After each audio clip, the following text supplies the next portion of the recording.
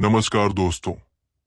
आज मैं आपको एक छोटी लड़की की आत्मा की डरावनी कहानी बताने जा रहा हूं, जिसकी मृत्यु बहुत ही भयावह तरीके से हुई थी। ये कहानी एक छोटे से गांव की है, जहां एक डरावनी और भूतिया घटना घटित हुई थी। गांव के पास एक पुराना सुनसान सा घर था, जिसे लोग भूतिया हवेली कहते थे। ये घर इतना पुराना था कि लोग वहां जाने से डरते थे। किसी को भी ये नहीं पता था कि ये घर क्यों खाली पड़ा था और क्यों उस पर कोई नहीं रहता था। लेकिन जो लोग कभी उस घर के पास से गुजरते थे, उन्हें उस घर से अजीब सी आवाजें सुनाई देती थी। बच्चों की हंसी, चीखें और कभी-कभी कुछ रोने की आवाजें। गांव वालों का कहना था कि इस घर में एक छोटी लड़की की आत्मा बसी हुई है। ये लड़की बहुत पहले मरी थी, लेकिन उसकी मौत इतनी दर्दनाक और भूतिया थी कि उसकी आत्मा अभी भी इस घर के अंदर घूमती रहती थी। कहानी उस लड़की की है जिसका नाम आली था। आली एक प्यारी सी मासूम बच्ची थी, जो केवल 6 साल की थी। वो हमेशा हंसती रहती थी और गांव के सभी बच्चों के साथ खेलती थी। एक दिन एक भयानक हादसा हुआ, जिसने पूरे गांव को हिला कर रख दिया। आली अपने घर के पास खेल रही थी जब एक अजनबी आदमी गांव में आया। वो आदमी बहुत ही अजीब था। उसकी आंखों में कुछ रहस्य था। उसने किसी तरह आली को अपनी ओर आकर्षित किया और उसे बहला फुसलाकर अपने साथ जंगल में ले गया। जंगल में उसे अकेला पाकर उसने किसी तरह से उसे बुरी तरह से नुकसान पहुंचाया और उसे मरने के लिए छोड़ दिया। अगले दिन गांव वालों ने आली की लाश जंगल में पाई। उसकी आंखें पूरी तरह से उभरी हुई थी और उसका चेहरा डर से विकृत हो चुका था। उसकी छोटी सी शरीर पर खून के निशान थे और उसके मुंह से रोने की आवाजें अभी भी निकल रही थी, जैसे वो कुछ कहना चाहती हो। गांव में सबको ये घटना इतनी भयानक लगी कि लोग उस घर और जंगल के पास जाने से डरने लगे। लेकिन इस घटना के बाद आली की आत्मा का शांति से विश्राम करना असंभव हो गया। उसकी आत्मा गुस्से और दर्द से भरी हुई थी और वो उसी घर में रह गई जहां से उसने अपना जीवन शुरू किया था। आली की आत्मा ने धीरे धीरे उस घर को अपना ठिकाना बना लिया। लोग कहते हैं कि रात के समय उस घर में छोटी लड़की की हंसी की आवाजें सुनाई देती थी। कभी कभी लोग घर के पास से गुजरते हुए उस लड़की को खिड़की के पास खड़ा हुआ देख लेते थे।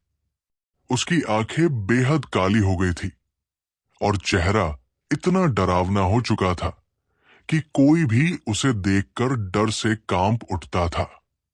उसकी छोटी सी आवाज, जो कभी गांव के खेल कूद में गूंजती थी, अब रात को सुनाई देती थी।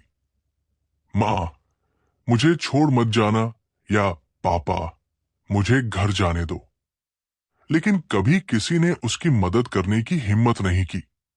एक रात एक युवा लड़का, जिसका नाम राकेश था, अपने दोस्तों के साथ उस घर में जाने का फैसला करता है।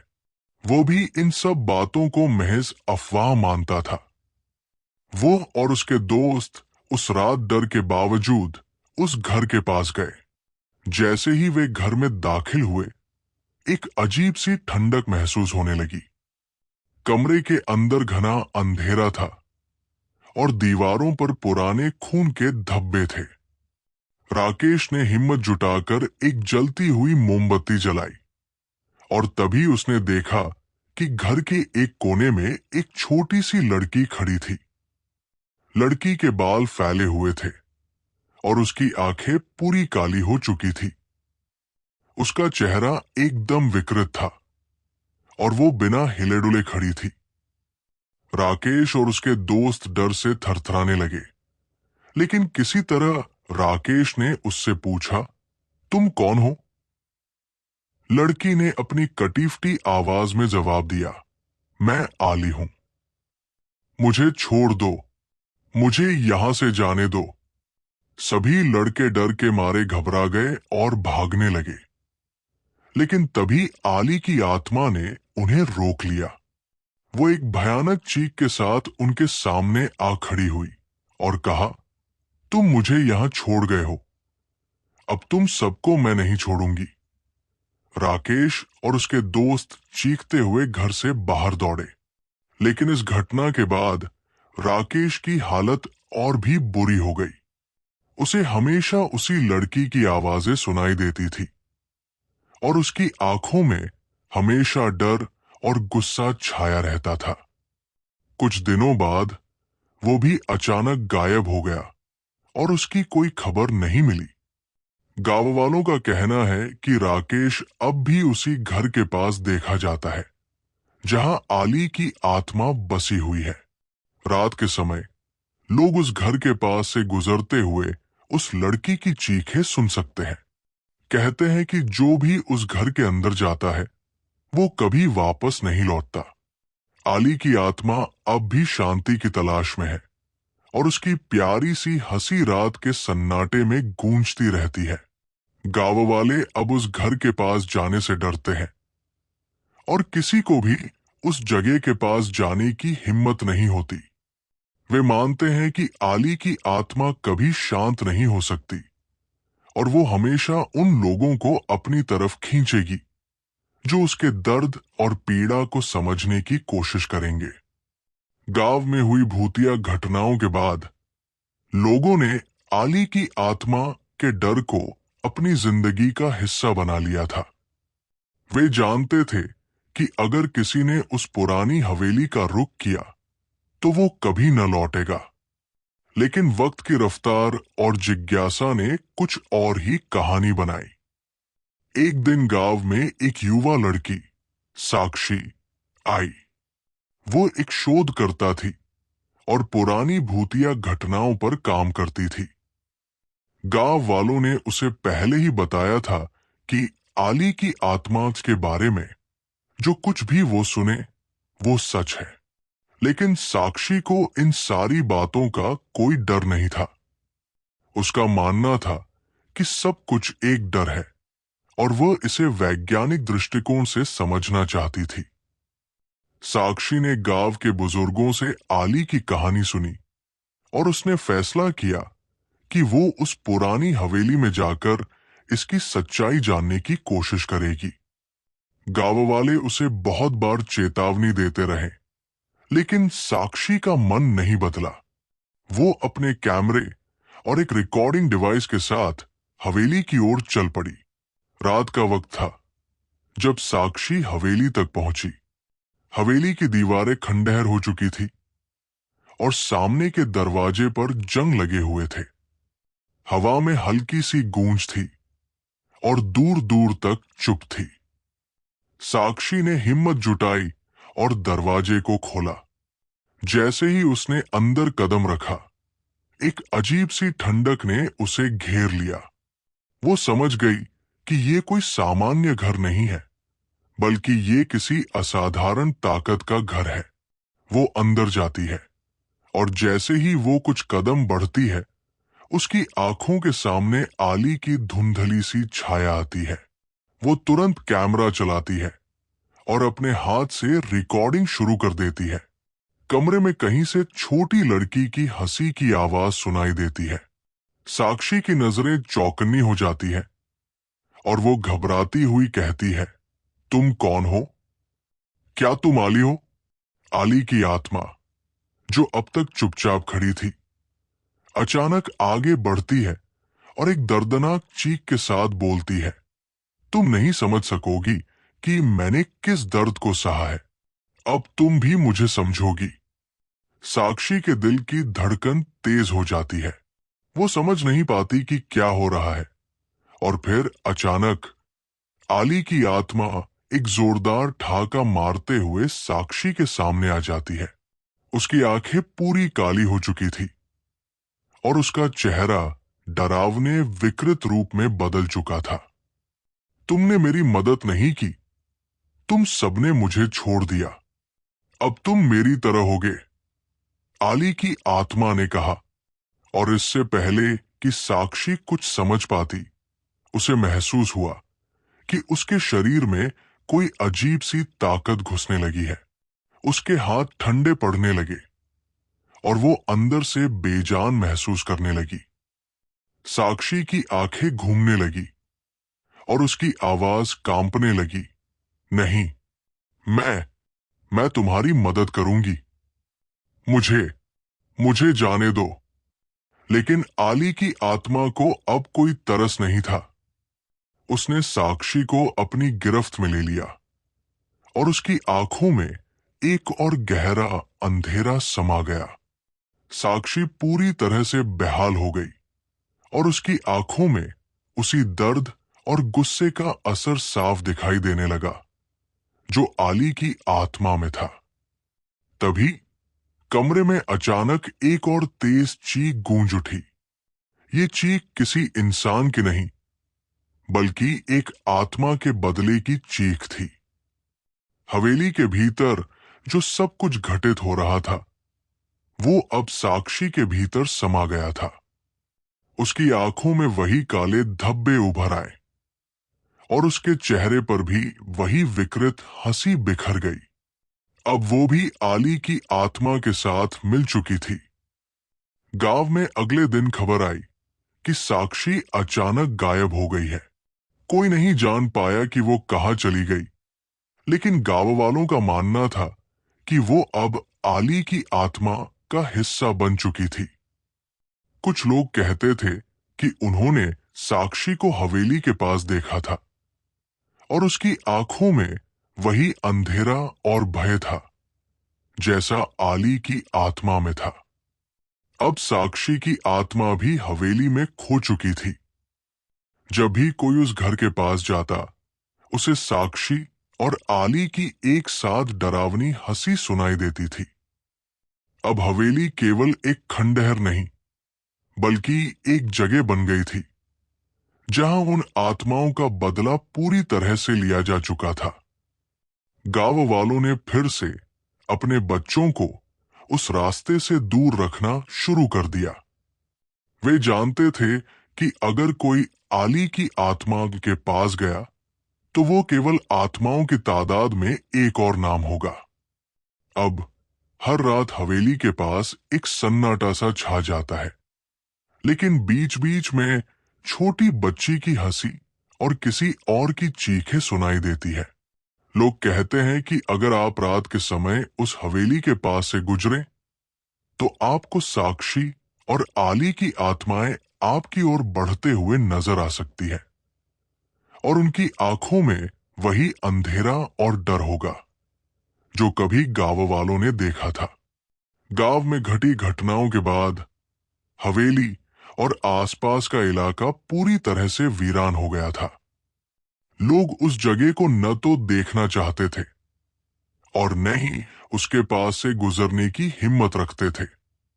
कोई भी इस बारे में बात करने की भी हिम्मत नहीं करता था, क्योंकि डर इतना बढ़ चुका था कि लोग उसे एक खतरनाक जगह मानते थे। लेकिन एक दिन एक युवा लड़का विशाल, जो शहर से आया था, गांव में कुछ दिन के लिए रुकने आया। वो एक जिज्ञासु था और तरह तरह की रहस्यमयी घटनाओं पर शोध करना उसका शौक था। जब उसने गांव वालों से सुनी हुई आली और साक्षी की कहानी के बारे में सुना तो उसका दिल एक तरह से उत्सुकता से भर गया। उसने सोचा, ये सब बस अफवाहें होंगी, कुछ नहीं है। विशाल ने गांव वालों से कहा कि वो हवेली में जाकर खुद ये पता लगाएगा कि क्या सच में कुछ होता है या ये सब एक पुरानी कहानी का हिस्सा है। गांव वाले बहुत घबराए हुए थे, लेकिन उन्होंने विशाल को समझाने की पूरी कोशिश की। उन्हें डर था कि वो भी साक्षी और आली की तरह हवेली की शिकार हो जाएगा, लेकिन विशाल अपनी जिज्ञासा को नियंत्रित नहीं कर पाया। वो रात के समय जब गांव पूरी तरह से चुप हो गया था, हवेली की ओर बढ़ा। जैसे ही वो हवेली के पास पहुंचा, उसकी आंखें चौकसी से चारों ओर देख रही थी। हवेली के खंडहर दरवाजे की ओर बढ़ते हुए उसे अचानक से एक ठंडी हवा का झोंका महसूस हुआ, जो सीधे उसके शरीर में समा गया। ये हवा इतनी घनी थी कि उसे लगा जैसे वो हवा नहीं, बल्कि किसी की छाया हो। विशाल ने एक लंबी सांस ली और अपने कदम आगे बढ़ाए। हवेली में प्रवेश करते ही विशाल ने देखा कि वो जगह पूरी तरह से खामोश थी। किसी तरह की आवाज, न कोई हलचल, न ही कोई और एहसास। जैसे ही वो अंदर बढ़ा, उसकी नजरें गहरी अंधेरी गलियों में घुस गई, जहां से वो कभी नहीं लौटने वाला था। तभी अचानक एक चिल्लाहट गूंज उठी, तुमने हमें छोड़ दिया था, अब तुम्हारी बारी है। विशाल ने देखा कि हवेली के अंदर वही छोटी लड़की आली खड़ी थी और उसके पीछे साक्षी भी दिखाई दी। दोनों के चेहरों पर वही विकृत हंसी थी और उनकी आंखों में वही काले धब्बे थे जो पहले उन्होंने गांव वालों से सुने थे। विशाल ने डरते हुए पूछा, तुम लोग कौन हो? क्या चाहते हो? आली की आत्मा ने कहा, तुमने हमारे दर्द को समझा नहीं। तुम्हारी जिज्ञासा ने तुमको हमारे पास खींच लिया। अब तुम भी हमारे जैसे बनोगे। साक्षी की आत्मा हंसी के साथ बोली, अब तुम हमारे साथ हमेशा रहोगे। हम कभी अकेले नहीं थे, अब तुम भी हमें छोड़ नहीं सकोगे। विशाल ने समझा कि वो अब बच नहीं सकता। वो घबराया, लेकिन भागने का रास्ता नहीं था। हवेली के अंदर अचानक अंधेरा और गहरा हो गया। उसकी आंखें मिचमिचाने लगी और उसे एहसास हुआ कि वो अब किसी जाल में फंस चुका था, जहां से वो कभी बाहर नहीं निकल सकता। साक्षी और आली की आत्माएं विशाल को अपने पास खींचने लगी और वो महसूस करने लगा कि उसकी आत्मा धीरे धीरे उनके नियंत्रण में आ रही है। वो चीखने की कोशिश करता है, लेकिन उसकी आवाज दब जाती है। वो देखता है कि अब वो भी उनकी तरह विकृत रूप में बदलने लगा है। उसकी आंखें काली हो चुकी थी और चेहरा भयावह रूप से विकृत हो गया था। उसके बाद कुछ दिन तक विशाल का कोई पता नहीं चला। गांव वाले जब हवेली में गए तो उन्हें वही खौफनाक दृश्य मिला जो उन्होंने पहले सुना था। विशाल का शरीर भी हवेली में पड़ा था और उसकी आंखों में वही अंधेरा और दर्द था जो आली और साक्षी की आत्माओं के चेहरे पर था। गांव वालों ने फिर से हवेली को छोड़ दिया। उन्होंने अपने बच्चों को फिर से उस रास्ते से दूर रखा। अब ये जगह एक खौफनाक और नास्तिक स्थान बन चुकी थी, जहां से किसी का भी लौटना नामुमकिन था। गांव में अब इस जगह का नाम और भी डरावना हो गया था। हवेली के पास से गुजरने वालों को रात के समय हमेशा वही चीखें सुनाई देती थी और कभी कभी वे कटीफटी आंखों वाली शख्सियतें देख पाते थे जो उन्हें अपनी ओर खींच रही होती थी। लोग कहते थे कि जो भी उस हवेली में जाता है वो कभी वापस नहीं लौटता। ये जगह अब केवल एक रहस्य बन चुकी थी, लेकिन जो लोग भी वहां से गुजरते थे वे उन चीखों और आत्माओं को महसूस करते थे जो हवेली के भीतर हमेशा के लिए बसी थी। तो दोस्तों, ये कहानी है एक छोटी सी लड़की के जज्बे की। आशा है कि आपको ये वीडियो पसंद आएगा, और अगर आपको ये वीडियो पसंद आया तो कृपया मेरे वीडियो को लाइक करें, शेयर करें और मेरे चैनल को सब्सक्राइब करें।